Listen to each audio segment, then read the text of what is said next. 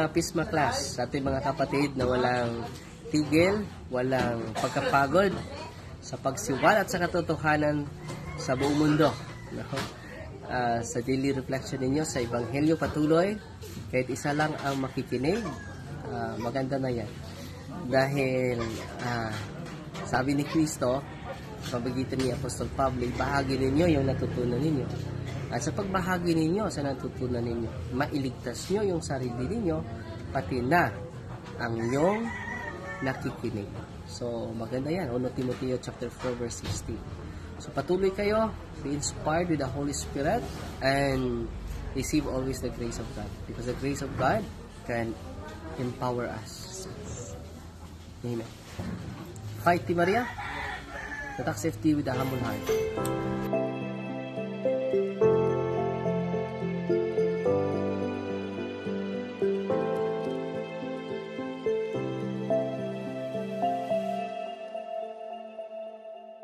Bungad na panalangin sa ngalan ng Ama, ng Anak, at ng Espiritu Santo. Amen. Pagpalain kami sa aming pagtitipon ngayon para sa pulong na ito.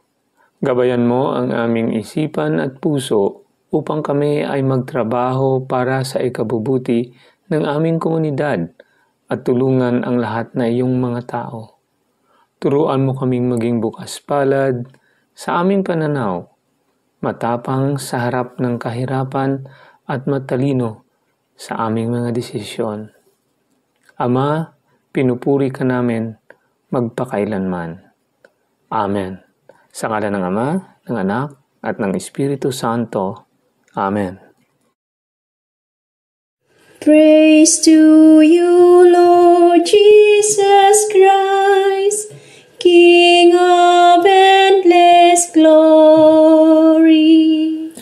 Awit pambungad sa mabuting balita, Mateo, Kapitulo 4, versikulo 4. Ang tao ay mabubuhay hindi lamang sa tinapay, kundi sa salitang mahal mula sa bibig na banal ng Ama nating may kapal. Praise to you, Lord Jesus Christ, King of endless glory.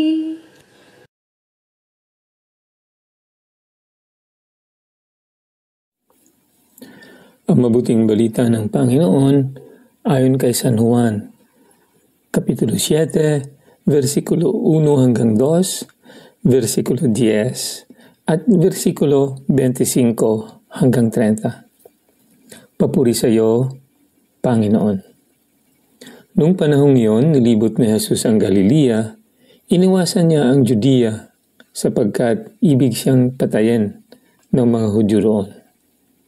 Nalalapit na ang pista ng mga tulda, isang pista ng mga Hudyo. Pagkaalis ng kanyang mga kapatid, si Jesus may pumunta rin sa pista, ngunit hindi hayagan. Sinabi ng ilang taga-Jerusalem, hindi ba ito ang taong gusto nilang patayin? Hayan, lantaran siyang nagsasalita, ngunit wala silang sinabi laban sa kanya. Baka na may nakilala ng mga pinuno na siya ang Mesiyas. Walang makakaalam kung saan nagmula ang Mesiyas pagparito niya. Ngunit alam naman natin kung saan nagmula ang taong ito. Kaya't nang nasa templo si Jesus at nagturo, malakas niyang sinabi, "Ako ba'y nakilala ninyo? Alam ba ninyo kung saan ako nagmula? Hindi ang naparito sa ganang akin lamang. Ang totoo ang siyang nagsugo sa akin. Ngunit hindi ninyo siya kilala. Nakikilala ko siya sapagkat ako'y mula sa kanya at siya ang nagsugo sa akin." Tinangka nilang dakpin siya, ngunit walang nangahas sapagkat hindi pa niya oras. Ang mabuting balita ng Panginoon. Pinupuri ka namin, Panginoong Hesukristo. Isang mapagpalang Biyernes po sa ating lahat.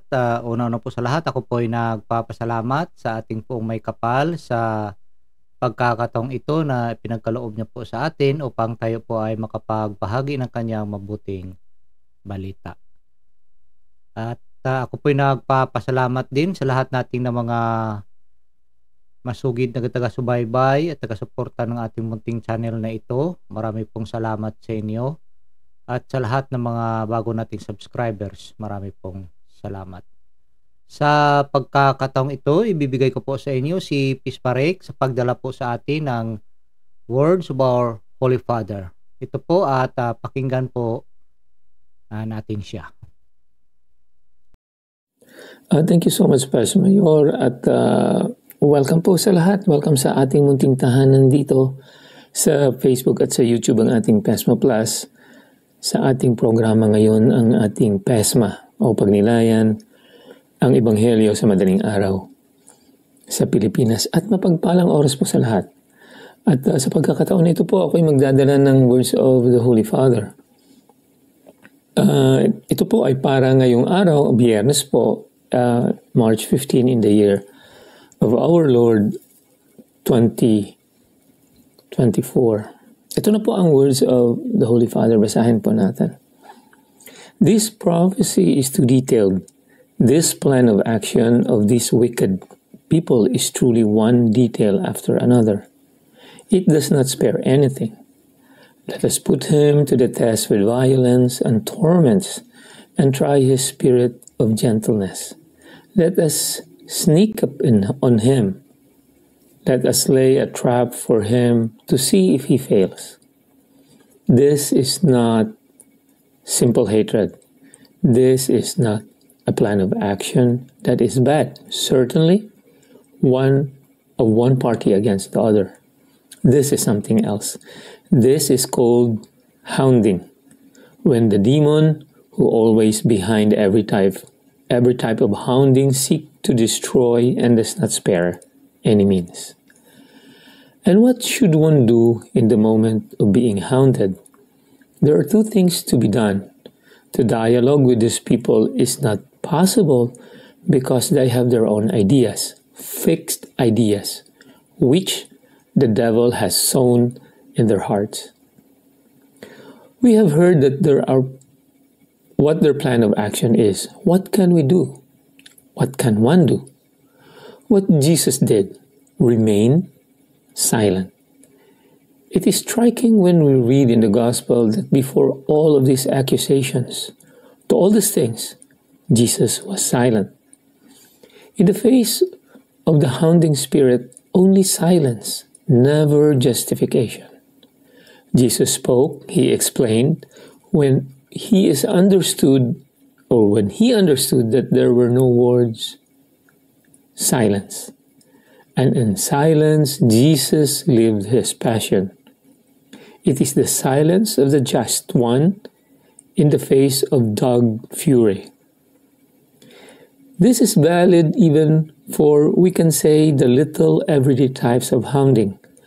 When someone thinks someone might be talking behind his or her back, they say things and then nothing's come out in the open.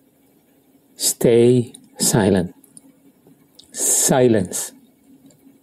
Endure and tolerate the hounding of gossip. Gossip is even a form of hounding, social hounding. It is a type of hounding that is not as strong as this, but it is hounding to destroy the other because the person is a disturbance, a nuisance.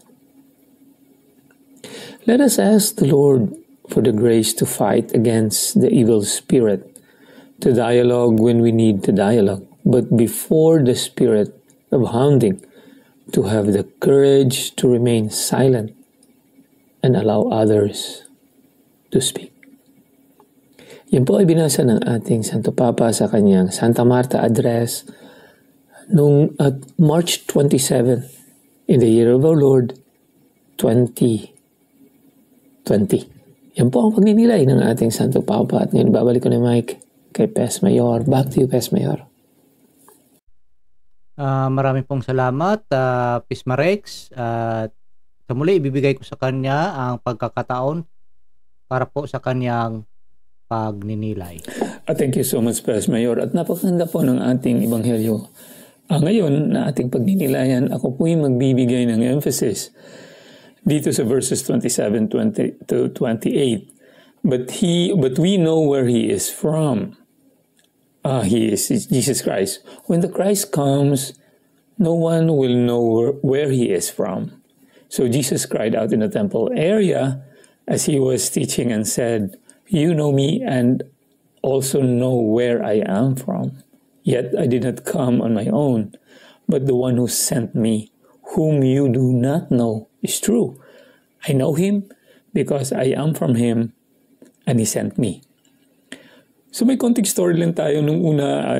Last time pala nanonood ako ng isang video. Ito po ay tungkol sa dating site yung nagmamatch, minamatching sila na mag-date.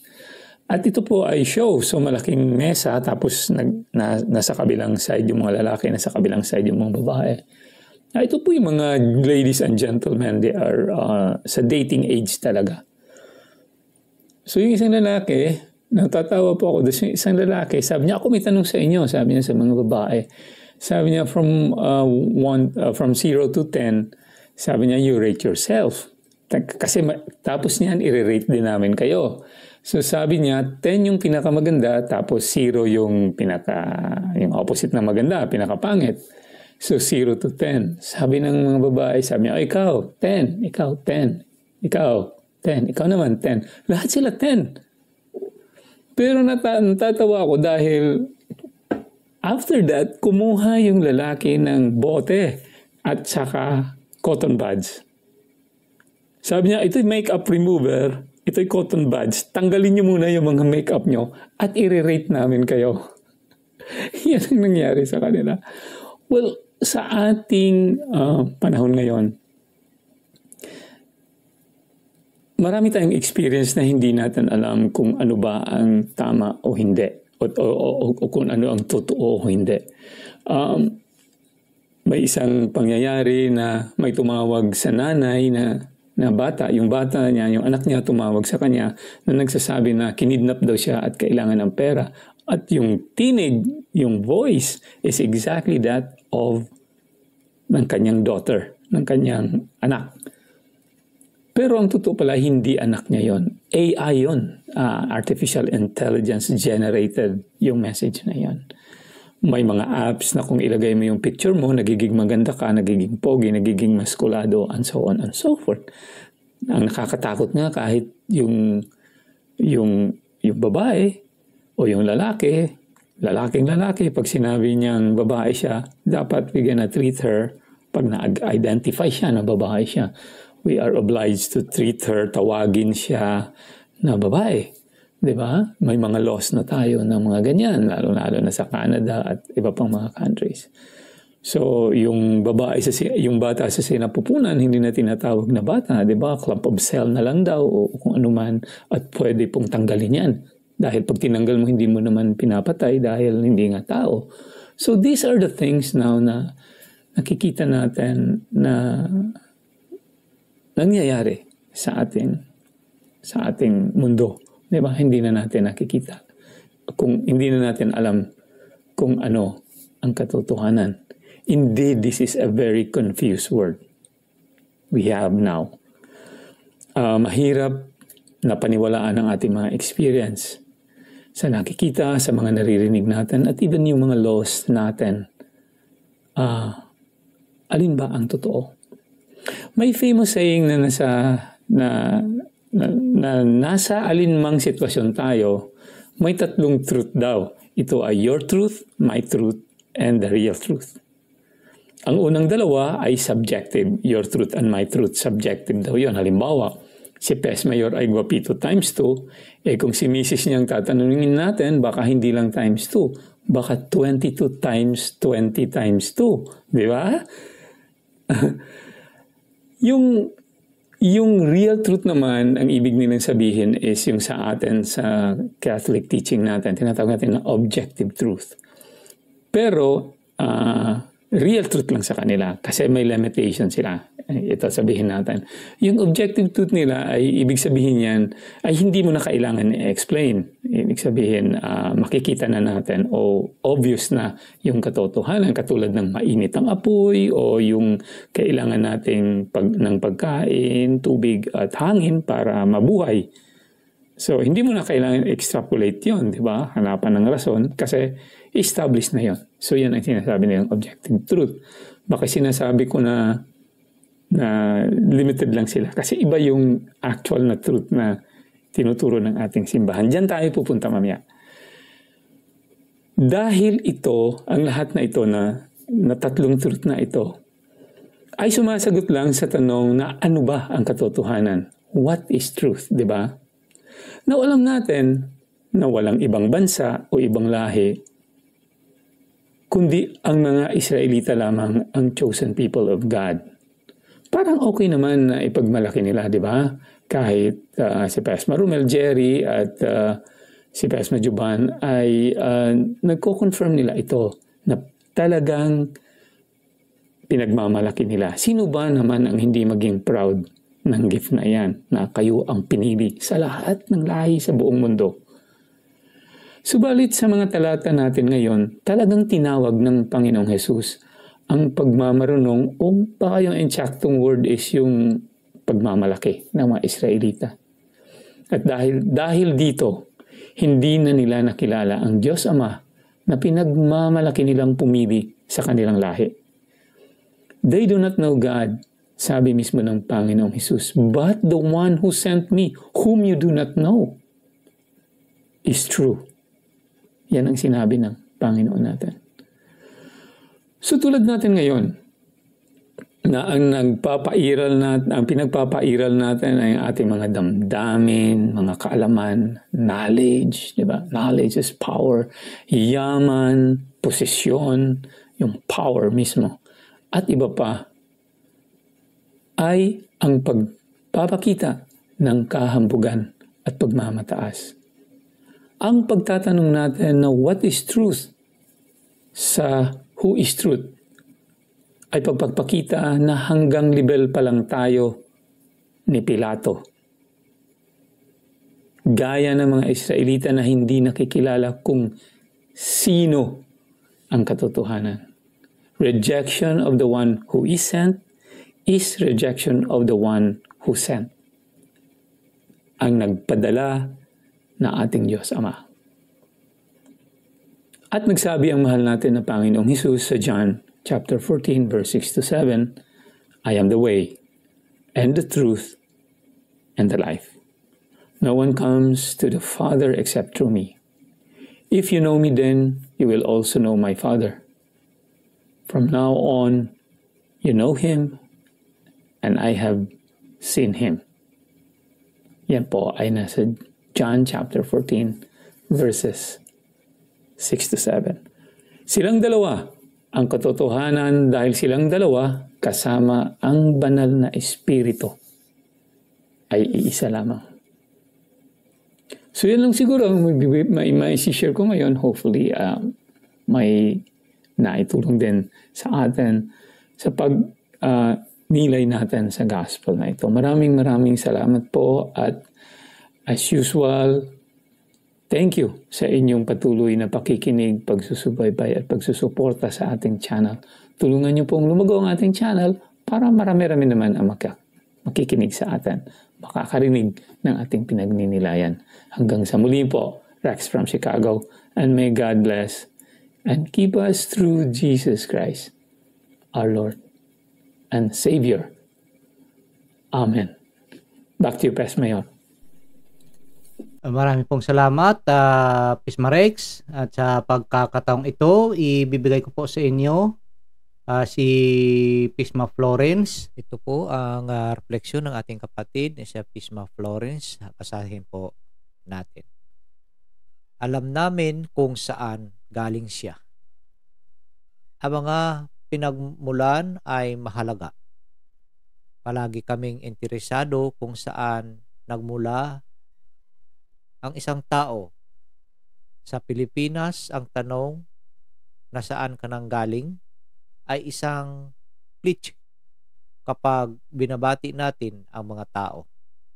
Maaring makita ng mga hindi Pilipino na maingay ito. Ngunit ito ay talagang isang informal na paraan ng pagtatanong ng kamusta ka. Kapag nagkikita ang mga kababayan sa ibang bansa, nagpapalitan sila ng mga pagbati sa kanilang sariling wika at nagtatanong kung saang rehiyon o lungsod sila kabilang. Sa Ebanghelyo, may usapan tungkol sa pinagmulan ng Mesiyas. Sinasabi ng mga tao na dahil alam nila kung saan nanggaling si Jesus, hindi siya maaaring maging Mesiyas dahil walang dapat makaalam kung saan nanggaling ang Mesiyas.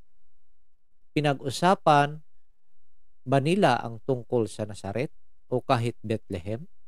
Ngunit ang mga salita mula kay Jesus ay nagpahayag ng higit pang misteryo ng kanyang pinagmulan. Hindi siya dumating sa kanyang sarili, siya ay isinugo at ang nagpadala sa kanya ay hindi kilala ng mga tao. Kaya pinabulaanan ang kanilang pag-aangkin na si Jesus ay hindi maaaring ang Mesiyas. Ang pagpapala na mayroon tayo ngayon ay nalaman natin na si Jesus ang Mesiyas at na siya ay nagmula sa Ama at nagpatuloy nating kilalanin siya ng mas malalim sa pamamagitan ng ating personal na pakipagtagpo sa Kanya. Hinahangad ba nating makilala si Jesus ng higit at higit sa bawat araw?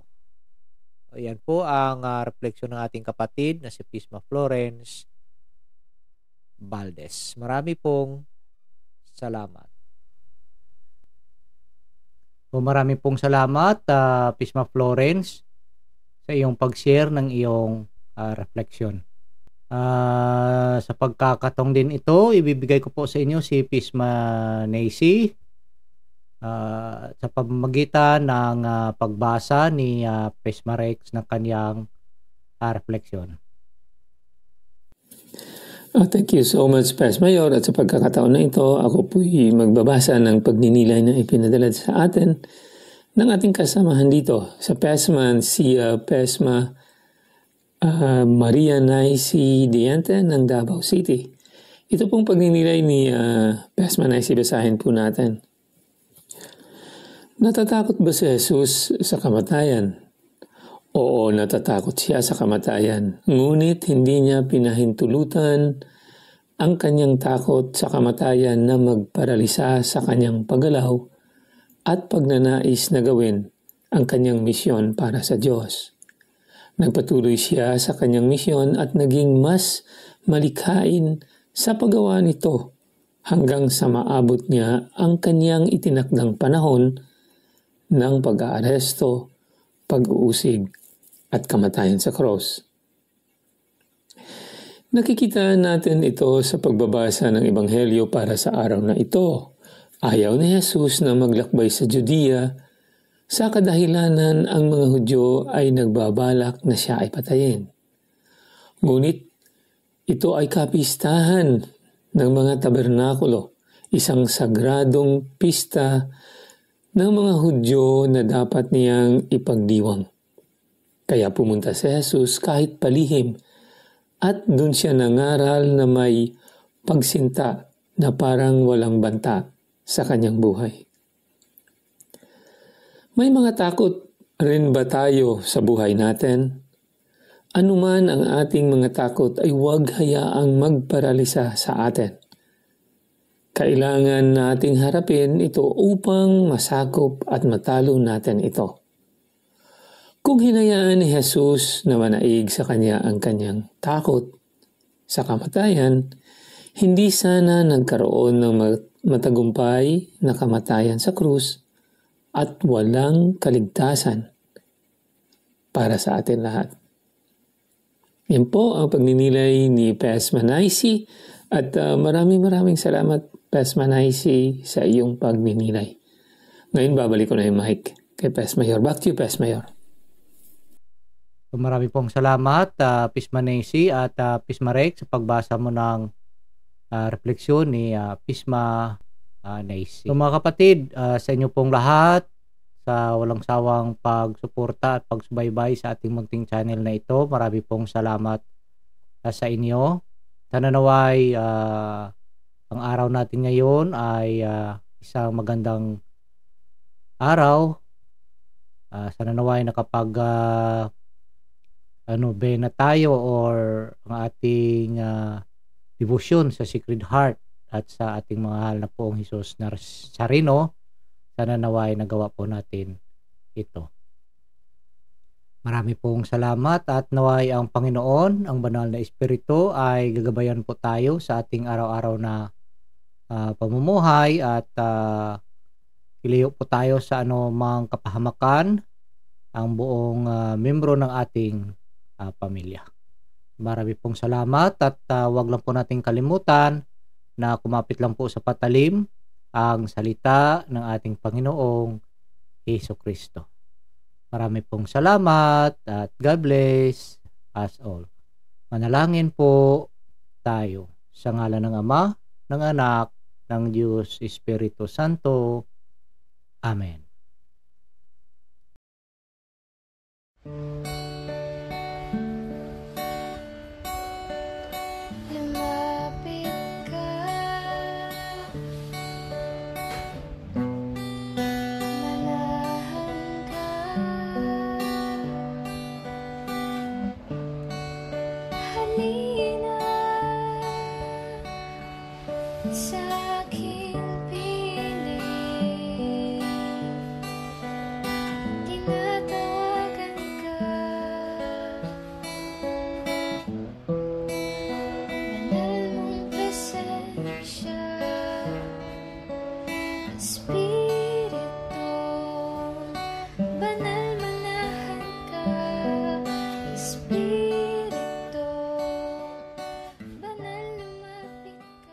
Prayer for the indwelling of the Holy Spirit.